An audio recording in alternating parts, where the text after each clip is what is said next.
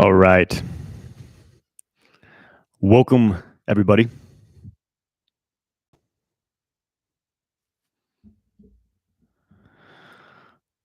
Today, I want to share what it takes to be a king in the bedroom and, of course, in the world as well, because you can't really, let me put it this way: how you show up to the world in your daily life, what you embody as a person, who you are, is reflected in the bedroom.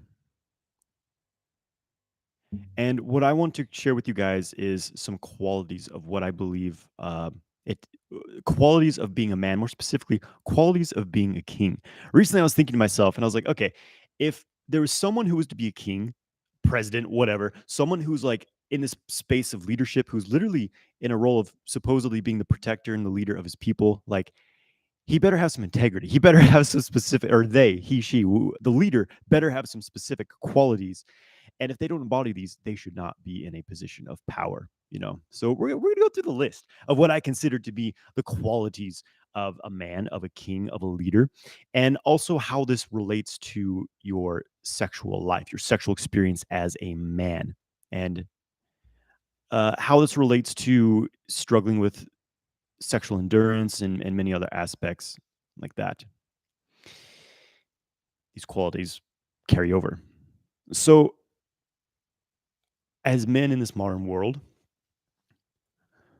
a lot of men are very lost in a lot of ways, and specifically are experiencing dissatisfaction and dead ends in their relationship and in their sexual experience. This was me for uh, a good portion of my life. And I think a lot of this comes from the conditioning and the way we learn about sex and intimacy and relationship. It comes from porn and movies, it comes from media we were exposed to. And unfortunately, this did not set a very good role of how we are to be as men and what is going to create desire in our partner, what's going to create fulfillment in our relationship, what's going to create fulfillment in our lives.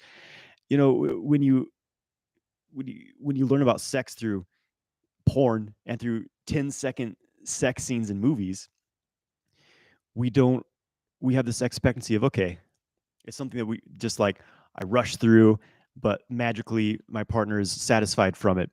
And for me as a man growing up in the 90s, I'm a child of the 90s, there was not strong masculine role models in mainstream media at that time. You know, movies, film, television. There was not good examples, I believe, of strong masculine men. You know, the 80s. Oh yeah, there was 80s was kind of the end of masculinity in a lot of ways, and I don't need to say much more about that. And not to say that like all 80s, you know, Arnold Schwarzenegger, people like this were always like the optimal example of what it is to be a man, but there's definitely some qualities we could learn from as men, right? But in the 90s were full of men who were overly emotional, had no strength, no integrity, no discipline, and just kind of were slaves to Kirk. Someone's saying Kurt Cobain was a role model. Yeah.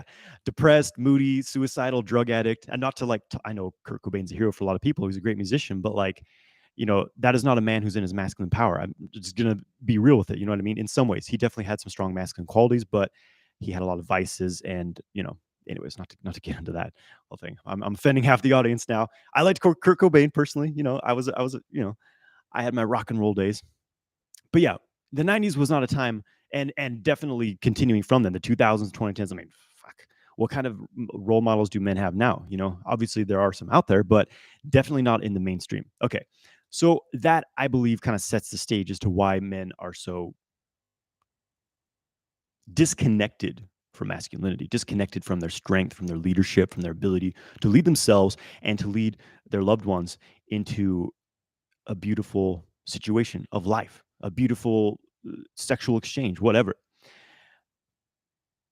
And what I'm really seeing in the world is that true masculinity, the intensity, the boldness, the integrity, it's really being shamed and suppressed. It's really undeniable. I mean, here's a trend is that any man who is very loud, who's sharing strong opinions that do not, you know, go with the mainstream, they're being attacked and literally taken down, you know, canceled, unable to get money from financial institutions. Literally, their whole life is attempted to be destroyed by certain forces. So I'm noticing this interesting trend.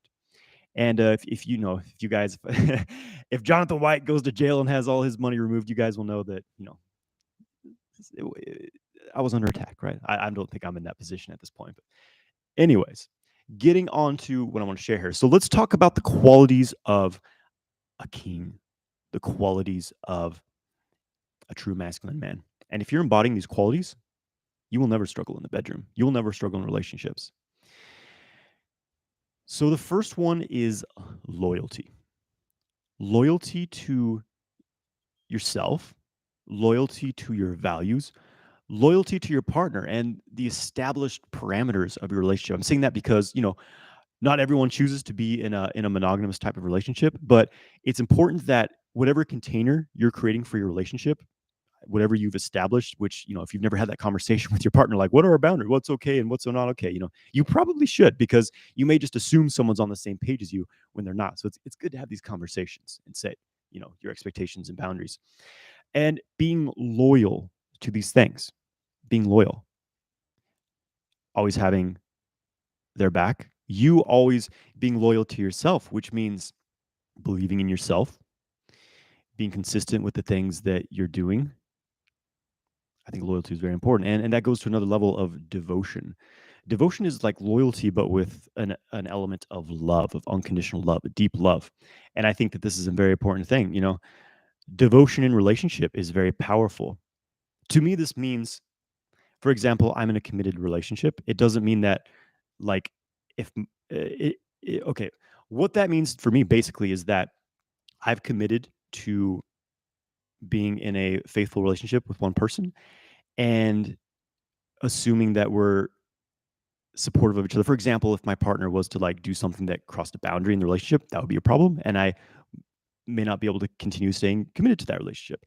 But I'm devoted to the parameters of the relationship and the established exchange of it, which means that basically when things get tough, when my partner does something that bothers me, I don't just say, see ya, that's it. I understand that, no, like, we can work through these things together. Because here's the thing, we live in a bit of a consumer world. And the thing is, like, okay, as soon as I get bored of this thing, I throw it away, I get something better. The new iPhone's out. Oh, I need the new one. And people are like this with the relationships too. Like, like the issues are coming up. I'm definitely perfect myself. This is all their fault. All right, I'm ditching this person. It's time for someone new. It's kind of a consumer mindset to the relationship, we could say, right? And so I believe there's a beauty in devotion, being devoted to the ones you've chosen to create a container with, and to see how much depth you can get into with them. And again, this may or may not be a monogamous relationship. It could be, if you're the polyamorous type, you're engaging with multiple people, but there's devotion in that. There's this loyalty in that.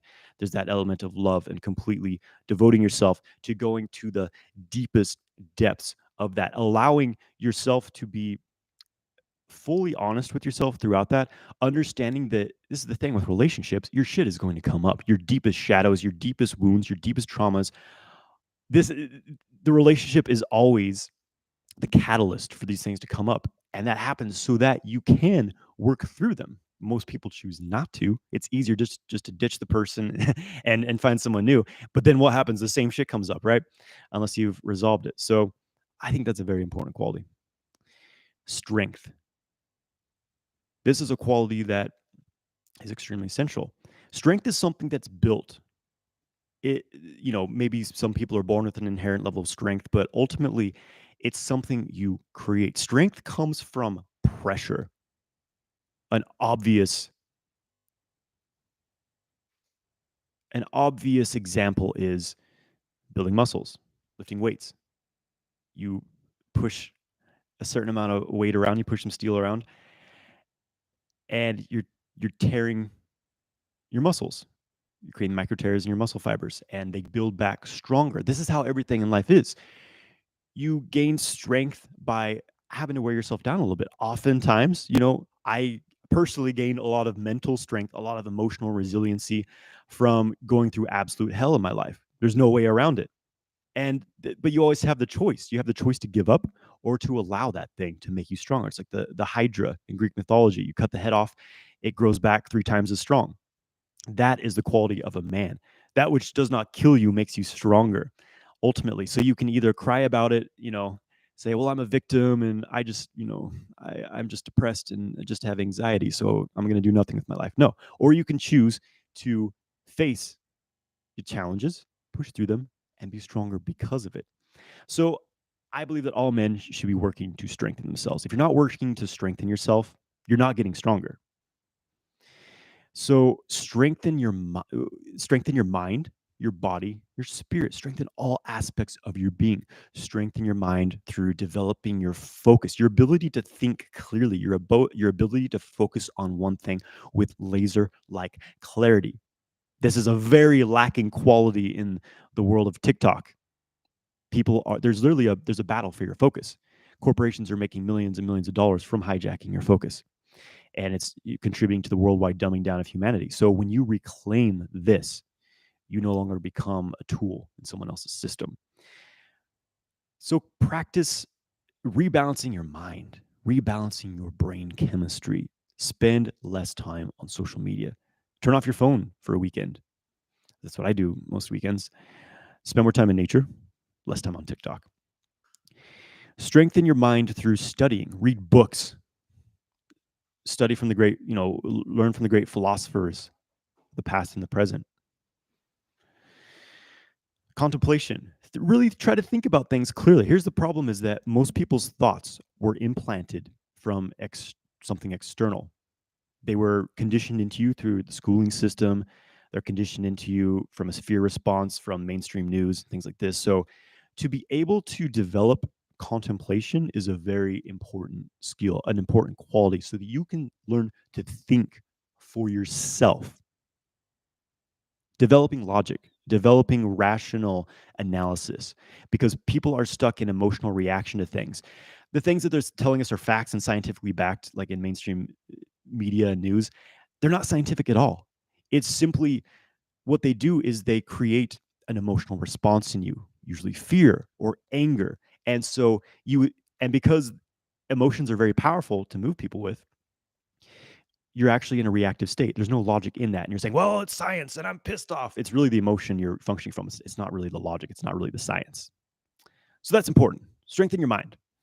Strengthen your body. Because these things are all related. Your mind, your body, and spirit are all different frequencies, different expressions, different states of the same thing, the one infinite life force. So you work all these things together.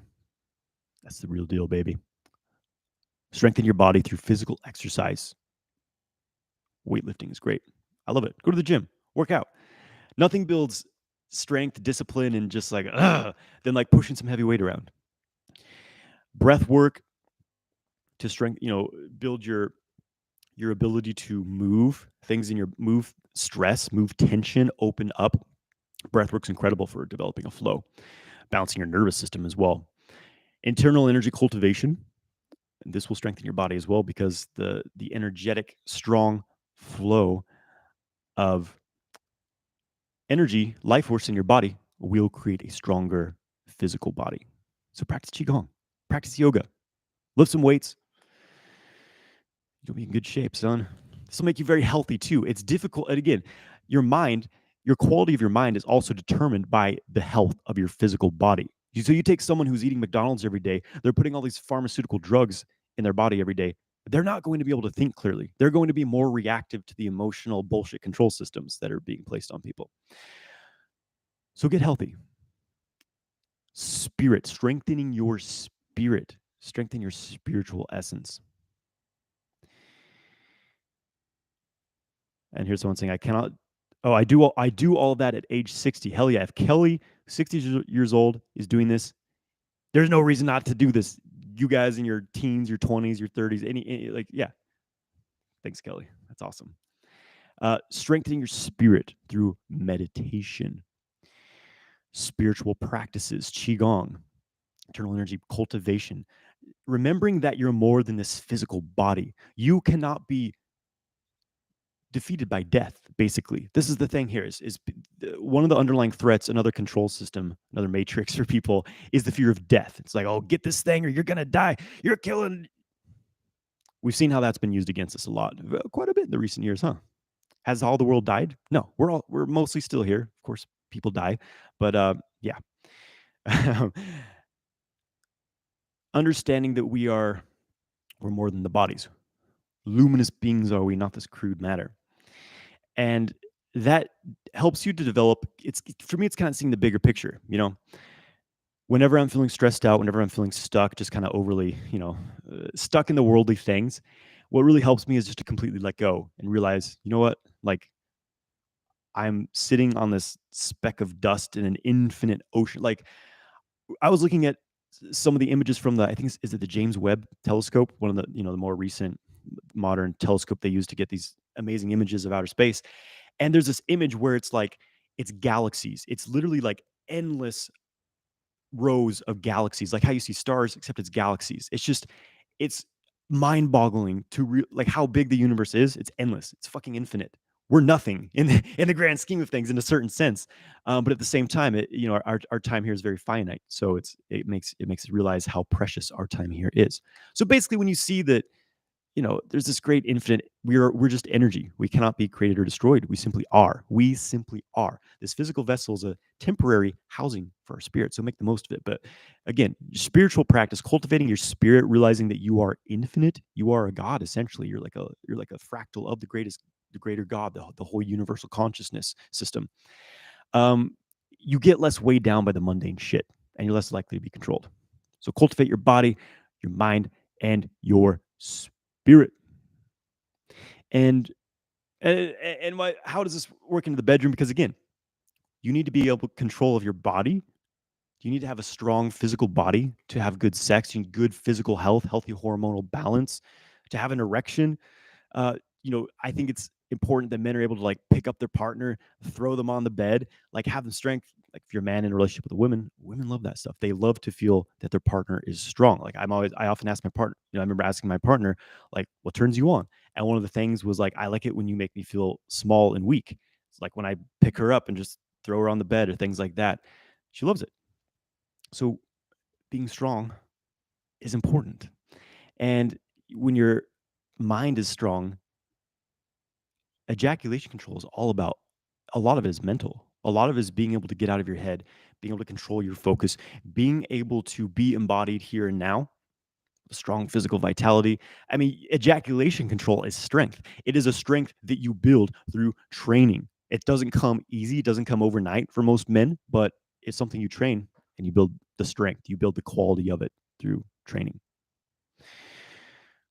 I feel that integrity is another important quality of a man. Let me pour some my drink here.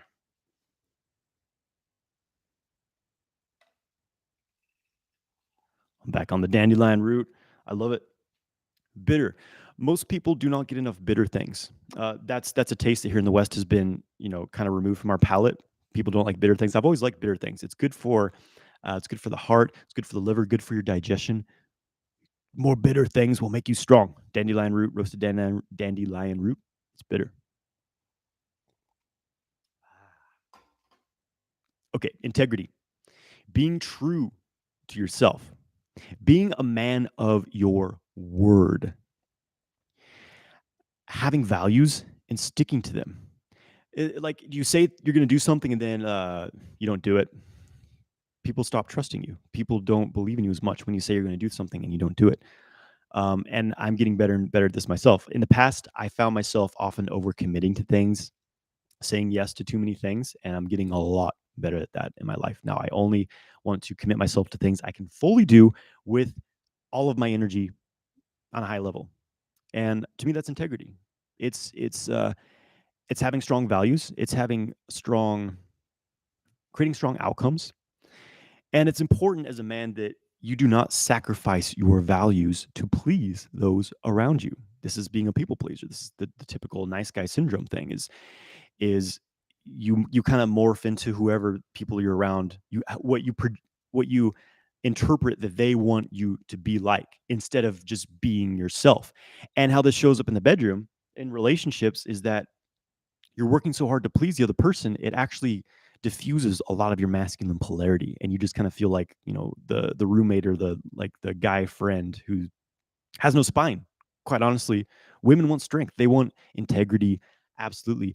And they want you to be who you are and stick to that, not change and morph that to try to please others, but be yourself, even if that means pissing people off, even if that means creating discomfort in the situation, not sacrificing your values. So being who be and a really important thing here is being who you want to be, not how others expect you to be. How many people are living their lives to please their parents, to please their family, to please their friends, to please, whoever's around, to please their partners?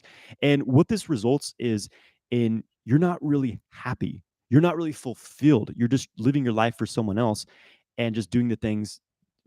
Kind of a typical pattern in relationships is that men make these unspoken contracts, so to speak, unspoken agreements. Like, okay, well, in my mind, if I'm nice to her, she'll want to date me. If I take out the garbage and do these things, then she'll have sex with me. But you've never expressed these things verbally, and then when you don't receive that sex because you took out the garbage, and you get resentful towards them and you're angry towards them, they have no idea what's going on.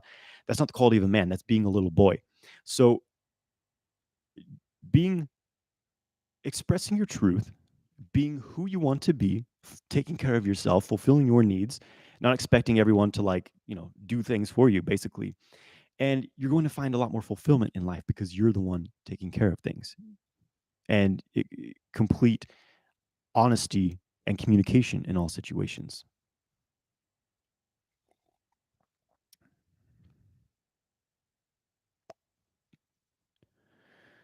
The next quality, there's a lot of we're getting through these. I mean, a whole list of these, but it's good stuff, man. And then I'm going to talk about how this really relates to sex, especially things like premature ejaculation here. Courage. Courage is an essential virtue for a man, definitely a king to have. Courage to me means facing your fears and uh, being able to do the things that seem scary to you. Uh, Recently, I heard someone say that it doesn't mean that you have no fear.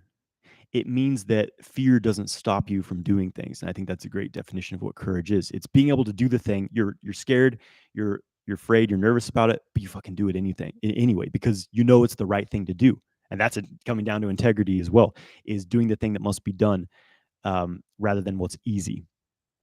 So facing your fears, and a big part of it as well is facing your inner demons, realizing that you know what, you're not perfect. I'm not perfect. I have my shit. I have my patterns I'm working on. There's more and more layers to this. To be alive, to be on planet Earth, is to inherently have experienced trauma and to have some degree of imbalances in your mind and body. And just being honest with yourself of like, what are the patterns that are holding me back? And this is one of the benefits of relationships, is that it's always going to bring these things up. It's not easy. It can be very, very ugly. But whenever the shit's arising in the relationship, when the conflict arises, it's always a mirror of where you're stuck in some level.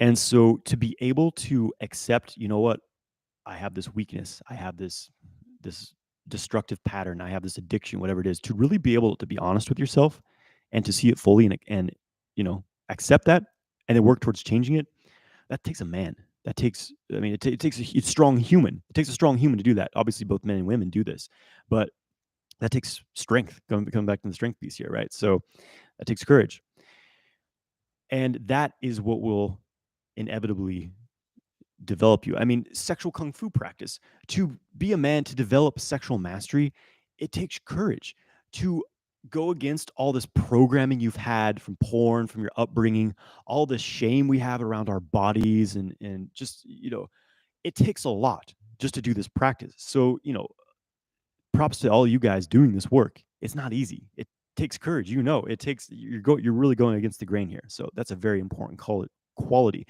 And this is an important thing for dating, because to meet someone, I mean, I know online dating, everything's a big thing, but ultimately, if you're going to go up to a woman and say, "Hey, I noticed you're very beautiful and I just wanted to say hi," doing something like that, that takes courage. And when you embody that quality, when you act on that, when you really hold that strongly, it's going to do amazing things, not just for your life in general, but as your sex life as well.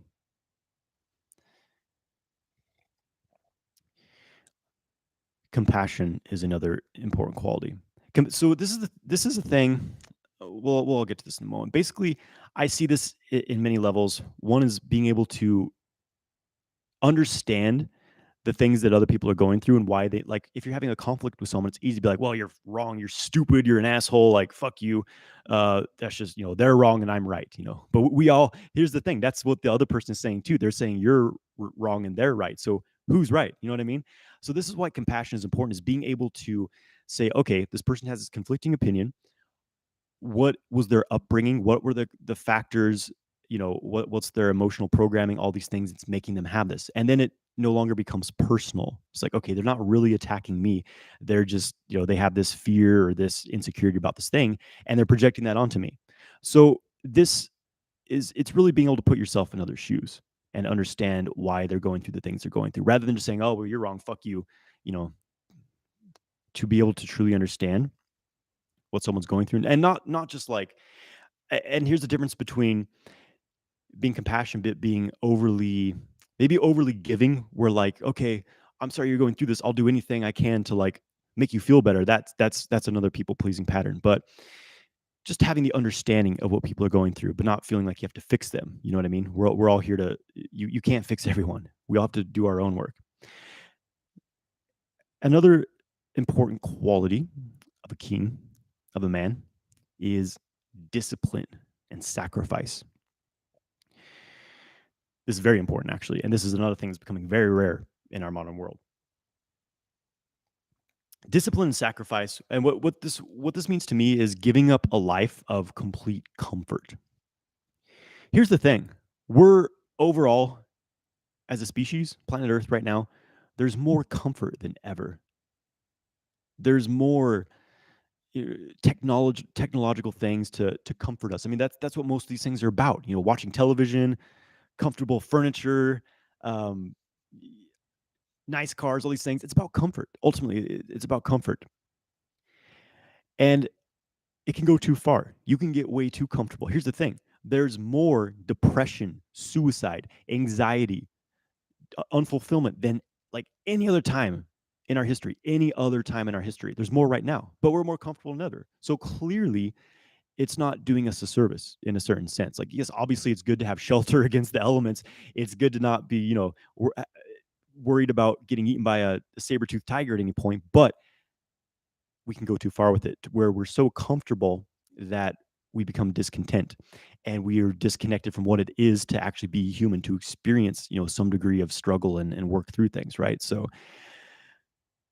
being willing to be uncomfortable, I think, is a virtue, because this makes you less controllable. The more comforts you have, the more afraid you become of losing them. And like, oh, well, if this thing comes and I'm gonna lose my job and I'm gonna lose my car and my television, and what am I gonna watch in the evening, and what am I gonna drive, and who's gonna, what am I gonna lay on my recliner? Like, the more you have to lose. You know what I mean? And so being willing to be uncomfortable. So I say less video games, more practice, more work, more discipline, more time in the gym, time practicing meditation, time doing qigong, practicing your sexual kung fu, time working on your business, developing your skill set, whatever it is.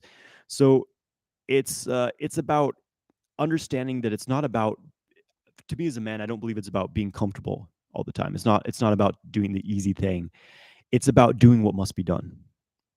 It's about acting on your mission, your purpose, and there's an element of sacrifice in that. I sacrificed a lot to be where I am right now. I gave up a lot of comforts. I mean, there's a period of my life where I gave up comforts of even like financial things, situations where I was, because I knew I needed more time to not be constrained by a 9 to 5 job, to be able to practice at the level I wanted to practice, and to basically create the lifestyle I wanted to create. I needed a lot more space and free time, at the sacrifice of the comfort of knowing if I was going to make rent or not, if I was going to be able to buy food or not. There was a time in my life where I went through that. So that was a definite sacrifice for me. So, and this is, again, to become a master of the sexual practices. If you want to learn to develop ejaculation control, if you want to learn to have non-ejaculatory orgasms, it's not always an easy thing. If it was easy, everyone would be doing it. It's not easy per se. It's not impossible by any means, and it's actually not that difficult relative to some things. But it takes basically it takes discipline and it takes sacrifice. You have to take other things out of your life. It does mean maybe you won't be spending as much time going to the bar getting drinks with friends. Maybe you won't be spending much time sitting on the couch watching Netflix. Maybe you won't be spending as much time, doing the things that make you feel comfortable. And you're going to be doing something that's difficult initially. Like, oh man, doing this breathwork practice, doing yoga, meditation, and I'd rather just be playing video games. Great. Feel that. Feel that discomfort. Own it. And then that develops an unstoppable quality in you. When you have true discipline, when you stop being a man of vices and addictions and just, again, doing things just out of comfort, you become very, very powerful, very, very strong, very difficult to control.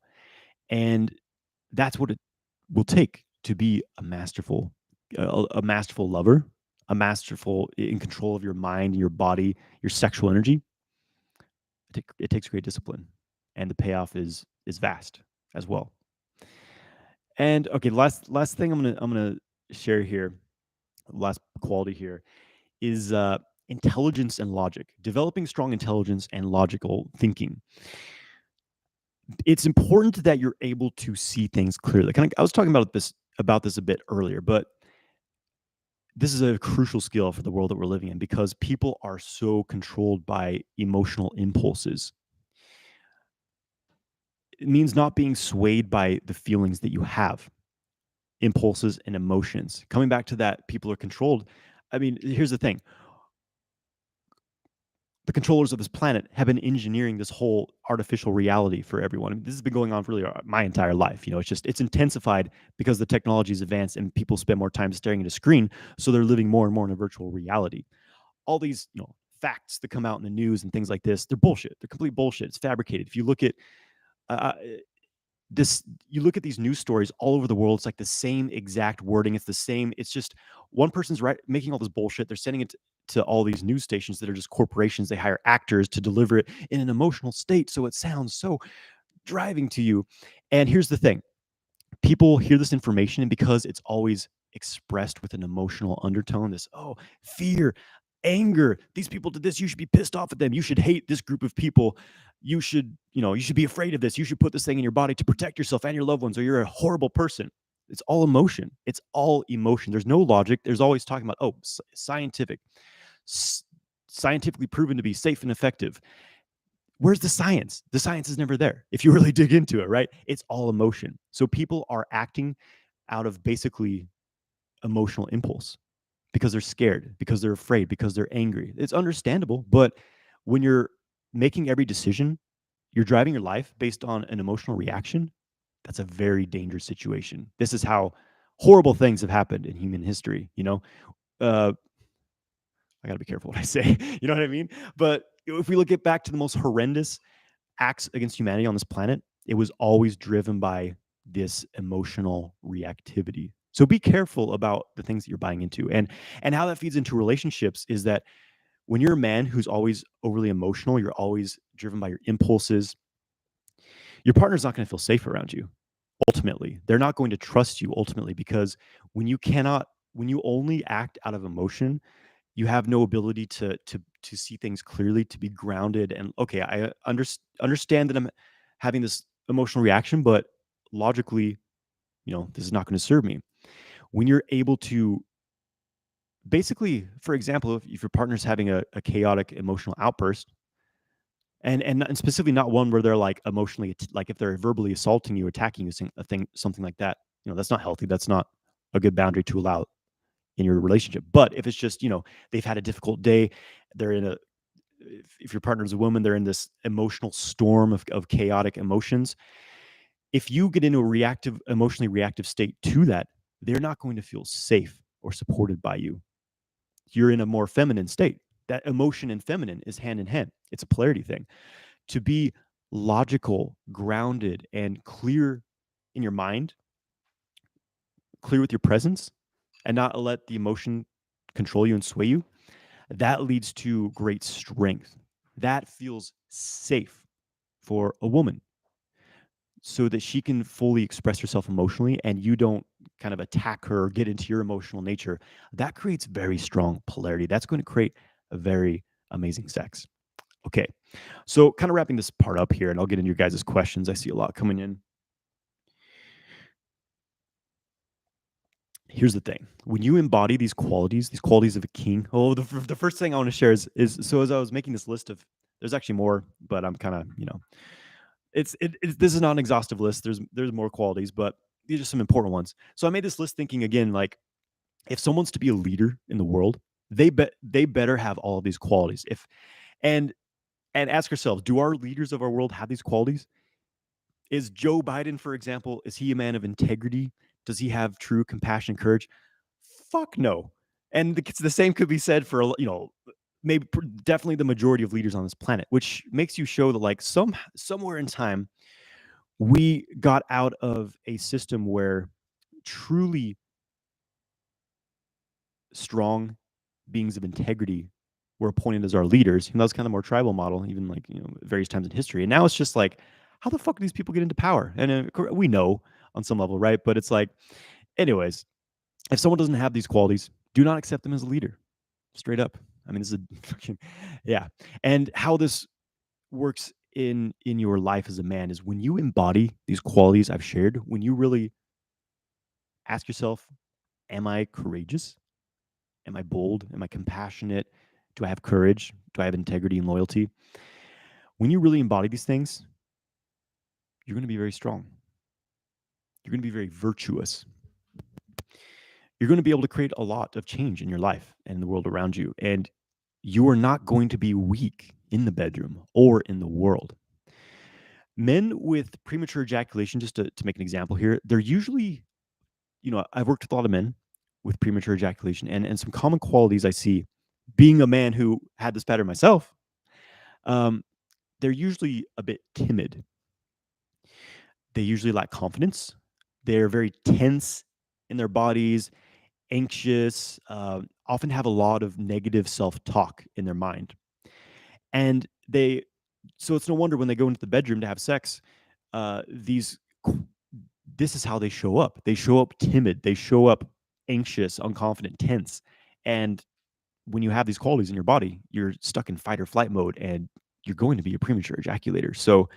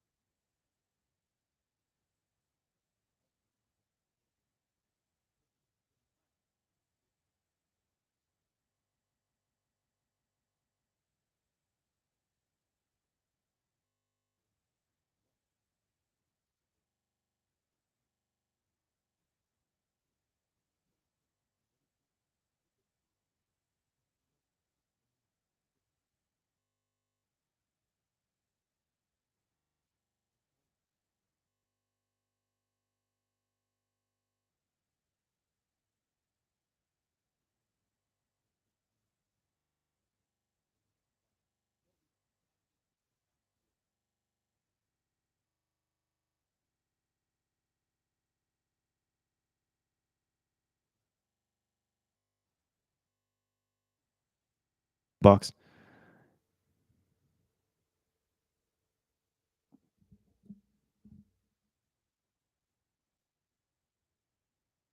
Uh-oh, lost my sound.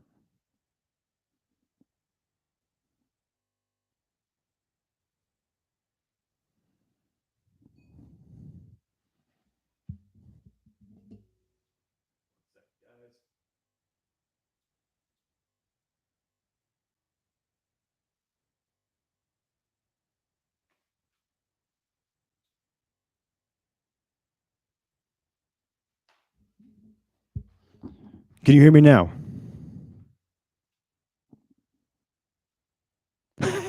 Sorry, guys. Hopefully the sound hasn't been off for too long. I'm using a new software, and inevitably there tends to be issues. So hopefully you guys caught most of that. You on Instagram saw it, heard it. Can you hear me? How long has my sound been off for?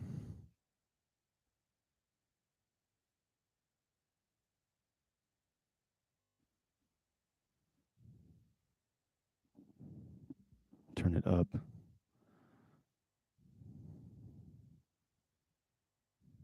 It's one of those days.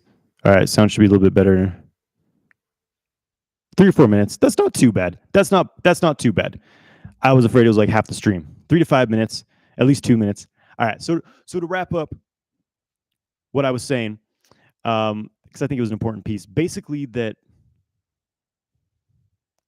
Okay. Well, let me ask you guys this. Did you hear what I was saying about premature ejaculation? Instagram, I lost my YouTube audio. You know what? Whatever. It's on Instagram, my Instagram live. Okay, I'm just going to repeat this part. Basically, modern relationships are failing at a higher and higher level. Okay, good. I pretty much covered it. Interesting. This is what cut out. This is the most important piece, and a highly controversial one as well. Okay, here's the thing.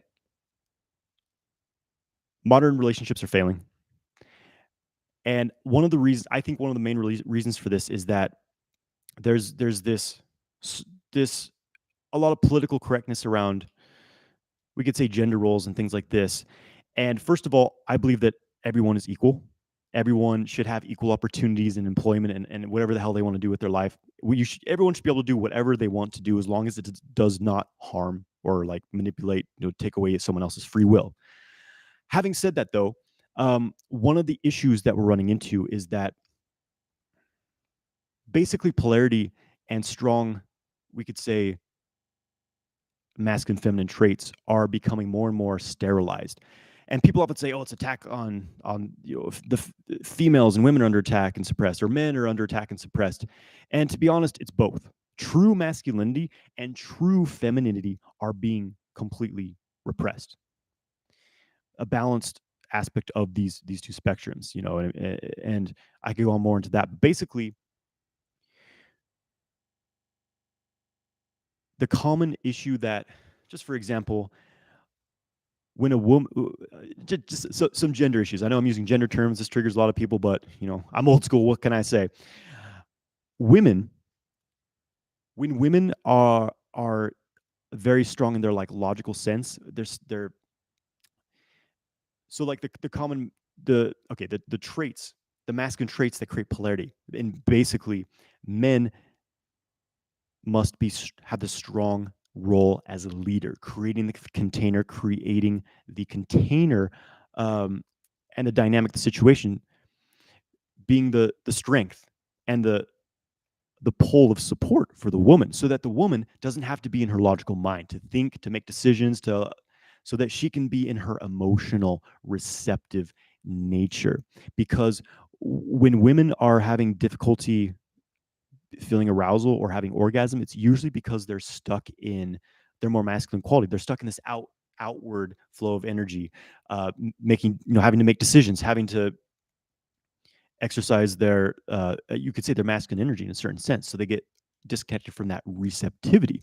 And the pattern for men is to become overly emotional, overly feminized, we could say, to lack decisiveness, to lack strength, and creating strong containers so the woman does not feel safe. She does not feel supported and led by the masculine. And this destroys polarity. So again, understanding that we're I believe we're equals in a certain sense, but at the same time we're kind of like a different species. So when we can really, it's a choice. It's like if you want to have strong polarity, you have to be on one strong side of the political, not political, polarity spectrum. You must either be a strong yang or a strong yin if you want to have powerful polarity. And of course, it's going to change in different aspects of your relationship and your dynamic. So okay, now I'm going to get into some questions. Apologize for the I know it was a bit of a recap. You're on Instagram, but my sound dropped off for a couple minutes there, and I felt that was an important point to make.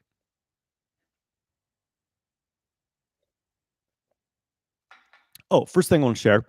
I'm going to share a couple things before I get into you guys' questions. Number one, last week I created live. Some of you joined me live, and I made the semen retention course, which is basically a complete course of how to practice semen retention as a sustainable lifestyle. Everything you need to know, and to be able to still have self pleasure, sex, and orgasm, and to hopefully have little to no of the potential negative effects of semen retention, like disturbed sleep. I taught how to uh, practices that will help you wind down and release heat at night so you can get a good night's sleep, ground your energy, all kinds of stuff. So if you're interested in that course, um, it's going to go up in price at the end of this weekend. So get it while it's still at the kind of the early bird price.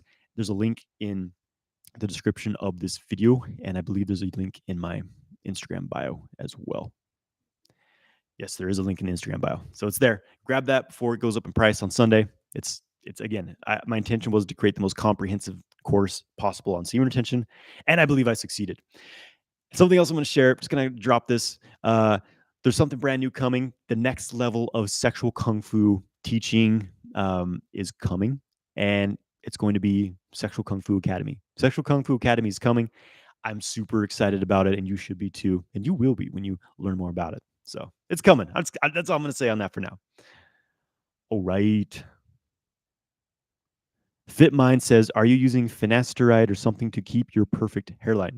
Several people have been asking me this recently, but no, I don't. I don't do any like pharmaceutical weird things. I mean, maybe that's not a. Well, I'm gonna look it up. Is this a pharmaceutical finasteride? But no, I have my perfect hairline because I keep myself healthy. Um, that sounds like a shitty prescription. Don't take that shit. I keep myself healthy. I know how to. I've been rebuilding my gene. Um, because the thing is, one of the causes of hair loss, there's many causes. I'm not going to say this is going to be the one, but one of the causes of hair loss is basically your body's in such depletion, specifically your kidney energy, your jing, your physical essence is so depleted. You've expended so many, your body's not getting the minerals and nutrients it needs anymore because you're in complete depletion. So it starts to pull from your hair. Your hair has some jing in it, um, because it's no longer a priority. Like, well, fuck, this motherfucker's gonna run us into the ground. We better pull that hairline back in and use that whatever fuel we can, right? So that's one cause, is the over expenditure of jing. So I manage myself pretty well. I keep myself healthy. I also have good genetics. I will say that as well. That's definitely a factor for hair as well. But no, I don't take any pharmaceuticals or shit like that. Mr. Levi 2K says, "I discovered Montauk Chia in the 90s, started me on the road." That's awesome. Montauk Chia stuff got me started too.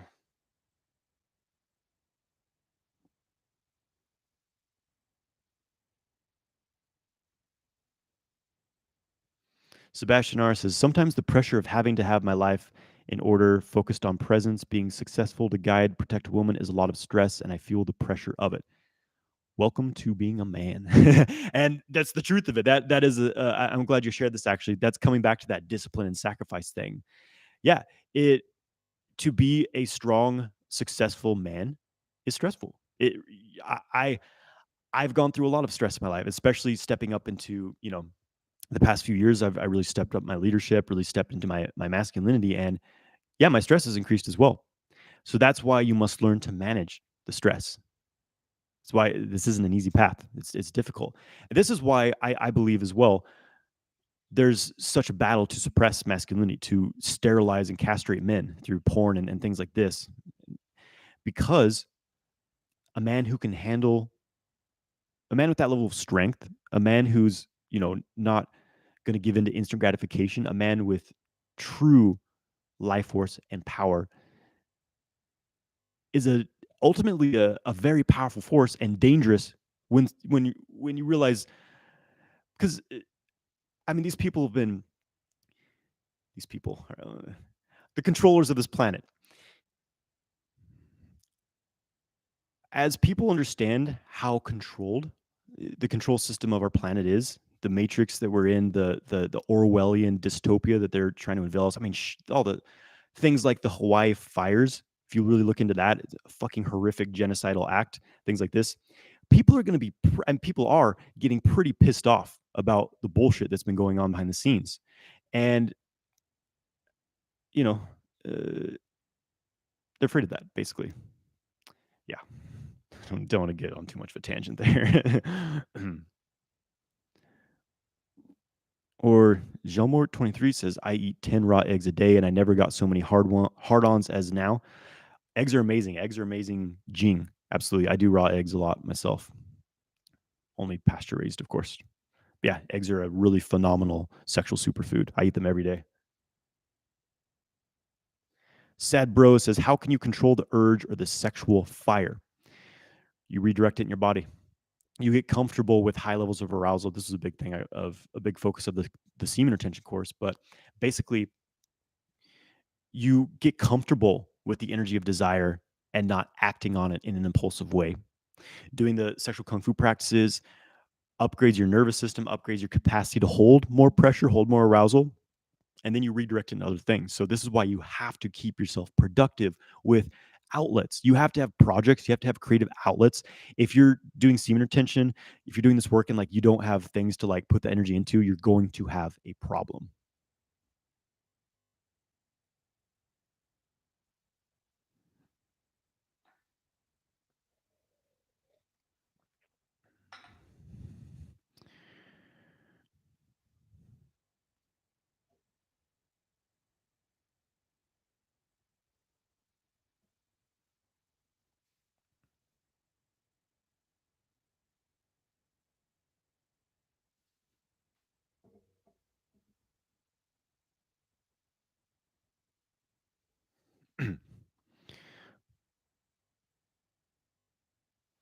Ozue saying, does nocturnal emission take away the powers of seminal retention? Had one last night and I'm kind of feeling bad about it. It's an ejaculation. So here's the thing. There's often this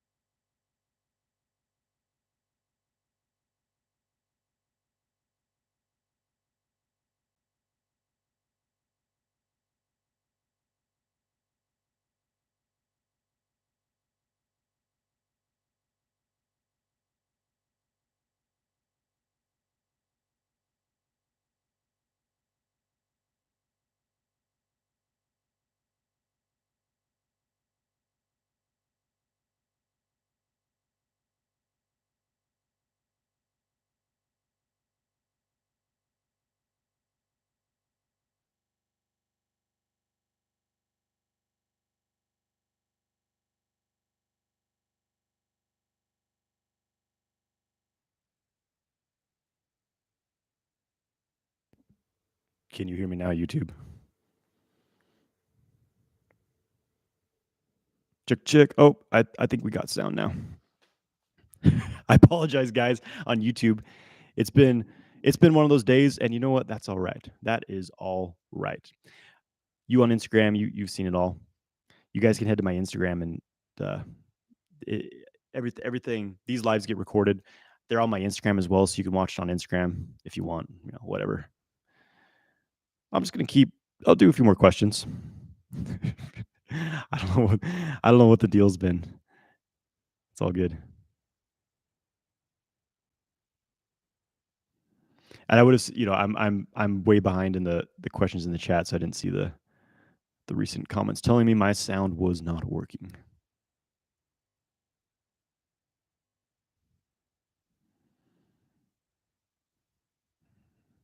Okay, here's a question, Steven. Can semen retention attract true love, soulmate, twin flame? I feel I want to be celibate until I find the one or someone I actually connect with on a deep level. So I don't really, you guys aren't going to hear me talk about like attracting the soulmate or the twin flame. These are just concepts, and maybe there's some truth to them, maybe not. Are they just stories? I mean, ultimately, there's a lot of partner. It's really just like it's easy to be in that. And I had this in past relationships. Like I was in like stupid relationships that weren't good at all, but just because I was kind of this like needy, desperate guy, I was like, oh, this person's my soulmate. And it's just we often get into the story around it. I don't know. So that's all I can say about that. But ultimately, yeah, semen retention, just in general, like this path of cultivation will definitely help you attract a much higher quality partner because you yourself are developing and growing into a higher level being in a certain sense. And it's the more you step into your power, your masculinity, the higher quality of a partner you will attract, I would say. All right, guys, I'm just going to pick a few more questions to. I'm not going to get to all the questions today. I'm just going to find some relevant ones.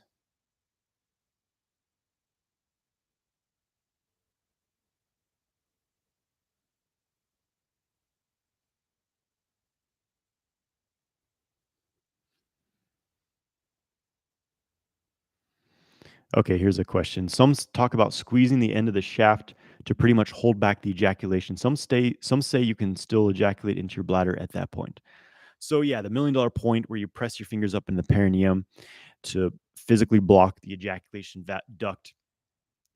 Usually what happens is, yeah, it just causes a retrograde ejaculation. Your semen's going into the bladder. This is not a true non-ejaculatory orgasm. It appears to be one because nothing's coming out, but you experience the same refractory period and you pee out your semen. So it's pointless. It's stupid. Don't do it.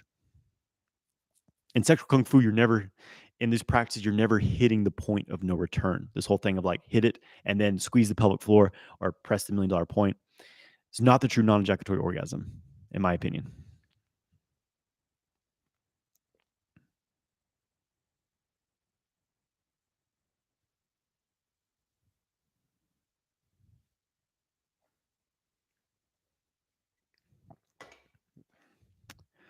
Sean 1996 boy, what's up, Sean? It's been a little while. He says, "Hey man, how can you detach from people? There is one girl I like, but I feel that I'm too attached to her for my source of happiness and completeness. I feel empty when we aren't together." Yeah, definitely a warning sign. I want to reach a point where I don't need any external factor for my source of happiness.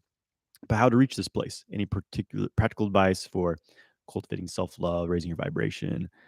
Um, yeah. So this is a common thing of infatuation. You're attracted to this person. Ultimately, what happens is you're putting your center in them. You're making them your center of focus, and it's kind of an addictive experience. I mean, my best advice for you is just to find other things in your life, find purpose in your life, find your mission in your life, have something else you're really putting energy into. Have guy friends, men friends that you hang out with and spend time with. Um, doing, of course, doing your practice, doing your cultivation, all that, but also just like deepening your connection to yourself, asking yourself, what are you doing in this life? What are you doing in the world? What are you working towards? Like, what motivates you? What excites you? And just making sure you're on this path of purpose and self development, keeping yourself busy with that. But yeah, whenever like an attraction to a person is so overwhelming, the kind of infatuative that it's like, I can't live without them, or you make me happy and I'm depressed otherwise. It's always a sign that there's an underlying emptiness. There's an underlying emptiness within yourself, and um, yeah, just try to look at where that's coming from. Spend more time with yourself. Try to get to know the deeper layers of yourself, and hang out with other people. Hope that helps.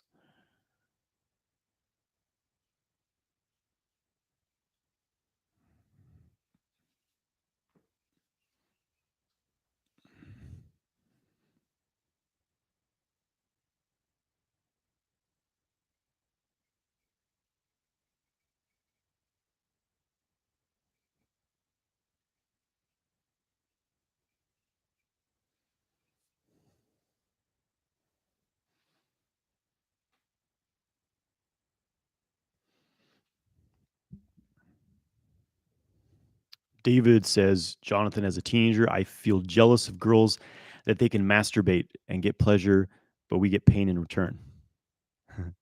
Please share your views. Don't they also lose sexual essence from masturbation? Okay, so this is an interesting question, interesting point. I definitely have something to say about this. First of all, women do not lose sexual energy from masturbation quite the way that men do, because there's no expulsion of gene. We're losing this highly refined fluid. We're losing semen from ejaculating. That's our jing. Women don't have that release in that sense from orgasm. They do, however, have it from their menstrual cycle. So the Taoist practice for women involve basically learning to lessen the intensity of the menstrual cycle. Even some are able to eliminate it entirely. They call it slaying the red dragon. It's not a recommended thing for most women to try to end the period, but making it less intensive. But the good news for men is that, and I understand that, like, I uh, women do have this inherent, like, very, very, very strong sexual power, because they're the ones creating bodies inside of their body. We just kind of throw the seed in there, and they're the ones building this entity, the child. So they have vast sexual power because physiologically they need to. But the good news is that men can lessen this gap. And this is the whole thing, is when you practice the sexual kung fu system, when you learn to separate, lose your addiction to orgasm, and then learn to separate orgasm from ejaculation, then you can experience vast, vast amounts of pleasure. And it starts to even that gap out between women's kind of natural, very, very potent sexual power and men's easily exhausted sexual power from ejaculation. Also exploring prostate massage, prostate practice. You check out my video on male prostate orgasms. These are phenomenally powerful non-ejaculatory orgasms. It takes a bit of work to get to those, but yeah,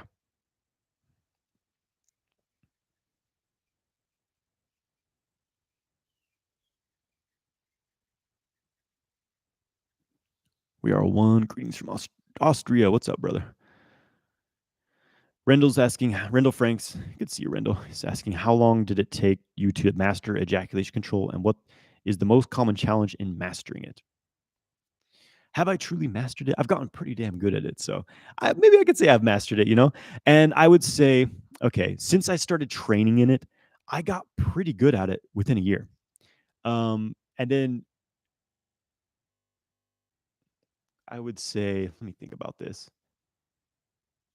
Then after then a few years, it was another maybe like 3 years or so to where I got really, really good at it. And then maybe like another year where it was like, it felt like pretty much 100% of the time it wasn't an issue.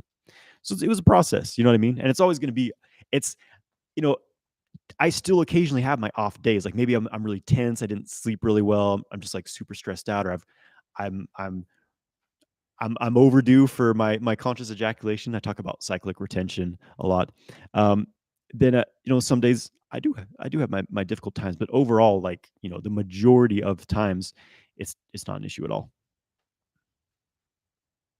So it took me a year to get, maybe even less than a year. It took me about 6 months to a year to get pretty good at it. Like, quite dramatically improvement in my ejaculation control. And then after another few years, I really learned all the different dynamics of what there's just so much to learn about it. You know what I mean? And it just takes practice. It's like anything. You have to be in the field, experimenting, seeing what works and what doesn't. It's like it really isn't like elite athlete level thing or just athletic thing. Like, does anyone become a good athlete in just a few months? It takes training. Like, yeah, you get better at the thing pretty quickly, but it's the long term thing.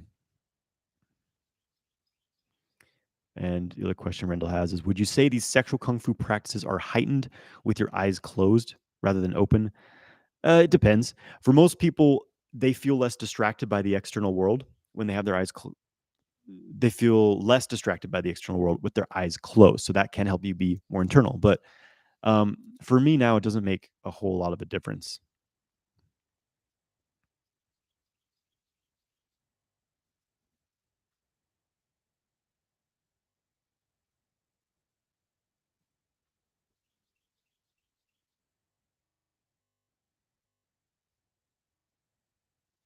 Sebastian says, what do you recommend for heavily contracted legs, very tense muscles?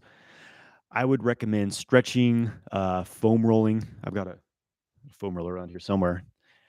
What else do I do? Because I get really tense legs too because I spend hours a day standing in qigong postures and things like that, and weightlifting, all kinds of things, boggle walking. So yeah, my legs get pretty tight. Stretching, of course, I have a comprehensive stretch routine, but trigger point release using I have a lacrosse ball I use for that, uh, or like foam rolling really helps with that. You just look up trigger point release stuff for that. I'm trying to think if there's more. Um, Feldenkrais exercises are really great too. Feldenkrais, Feldenkrais, which are they're kind of subtle movement practices you do that help to coordinate the body, the movements of the body, and release tension patterns. Get a massage too. That helps.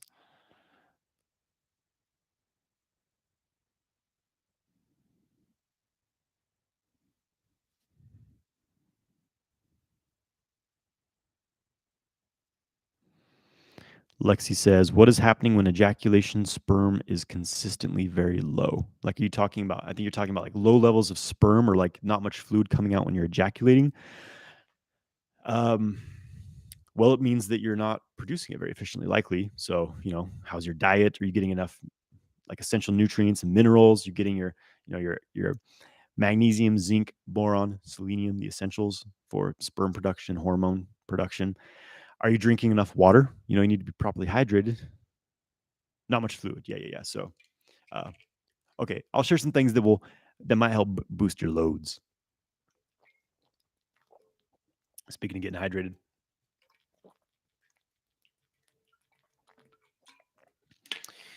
maca root, really, I think it's red maca specifically. No, black maca that specifically helps to boost spermatogenesis, sperm production. Sunflower lecithin, I believe it's lecithin, which is a substance that again has, I forget what this substance in it, but it helps you produce sperm. Celery, a powerful male hormone booster. Peter North, the man who had legendary massive ejaculations, was reported to have eaten like a whole head of celery the night before his porn shoots. But yeah, hydration, drink plenty of water, get your essential uh, nutrients, and go longer between ejaculations. Ice your balls. Don't wear constrictive, tight clothing.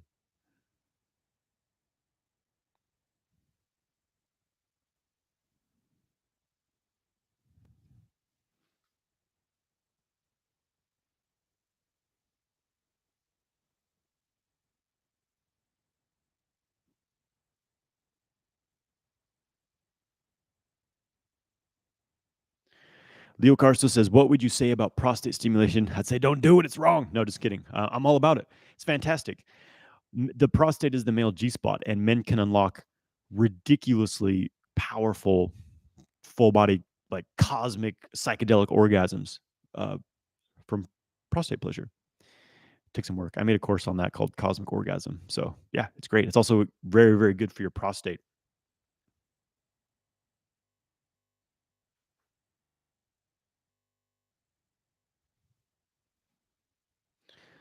Oh yeah, Steven asking about self-pleasuring, feeling weird about it, clearing that whole pattern. Basically, I said to smile to it. So you inner smile practice. You sit, get to a still state, put your awareness in your heart, smile.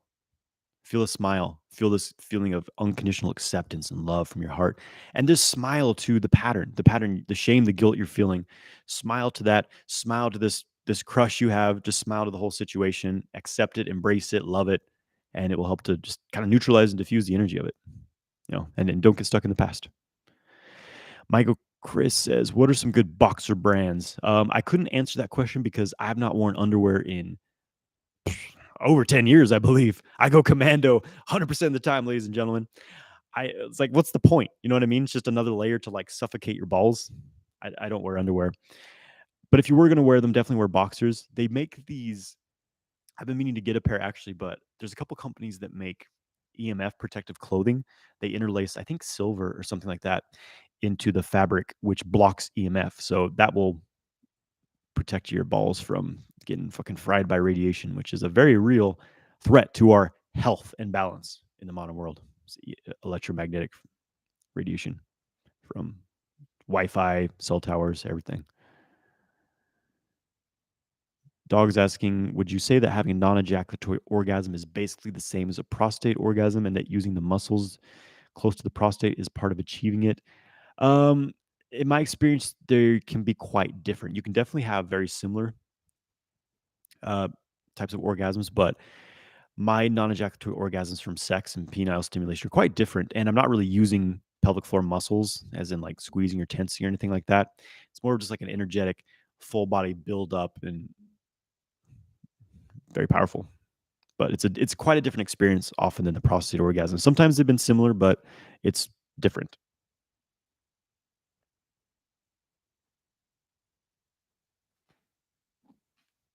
Kelly Harrison is asking, can a woman assist the prostate orgasm? She certainly could. Usually from these types of orgasm, at least from my experience, it's not really from like past like active stimulation, like a finger in and out or like a Toya device in and out. It's the way I've done it and the way I teach it is you use there's certain types of prostate massagers. A really great one is called Aneros, Aneros. Basically, you insert it and it just stays in place. You don't, it's hands off.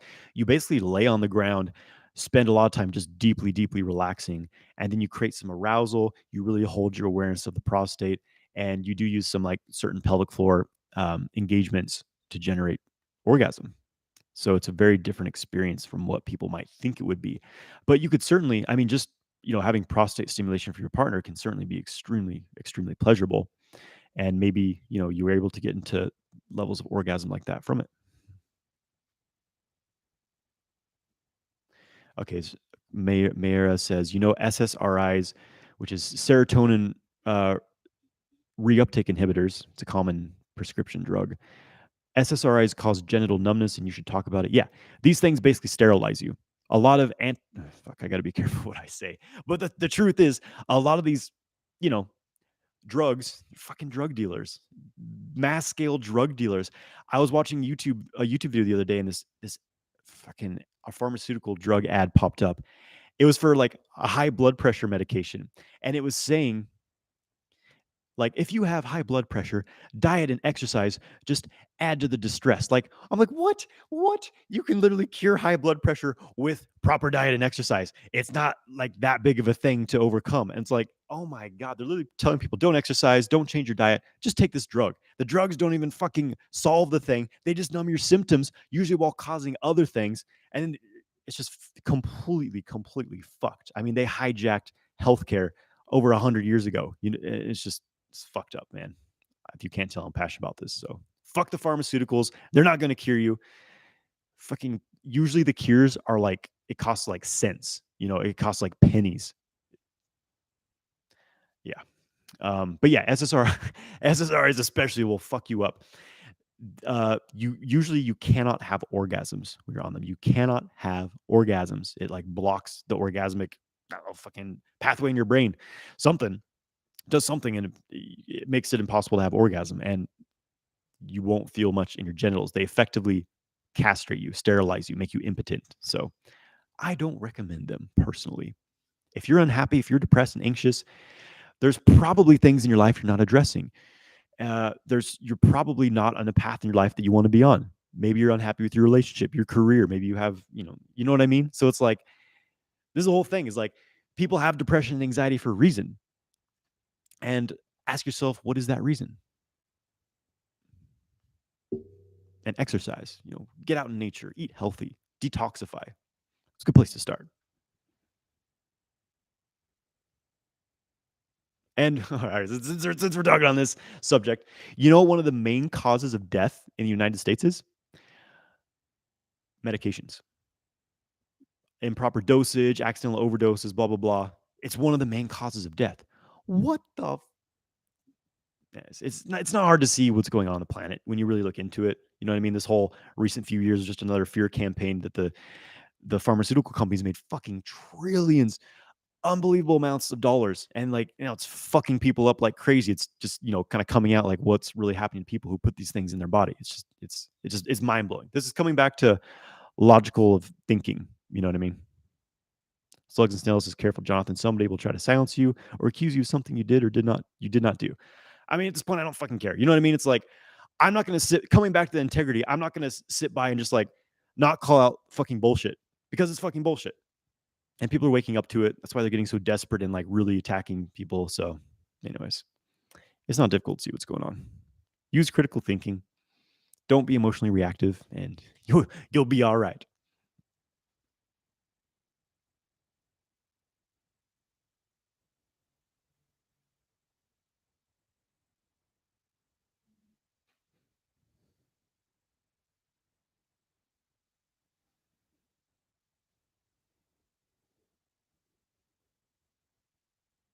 Okay, guys, thanks for joining. Apologize for some of the technical difficulties on YouTube. We dropped out a little bit, but whatever. Uh, take care, my friends. Again, semen retention course is going up in price Sunday. So if you want to really master lifestyle semen retention, check that out. It's in the description of this YouTube video. It's in my Instagram bio. And take care, my friends. Love you guys. We'll see you soon. Keep it real out there. Strength, discipline, integrity. Fucking do it.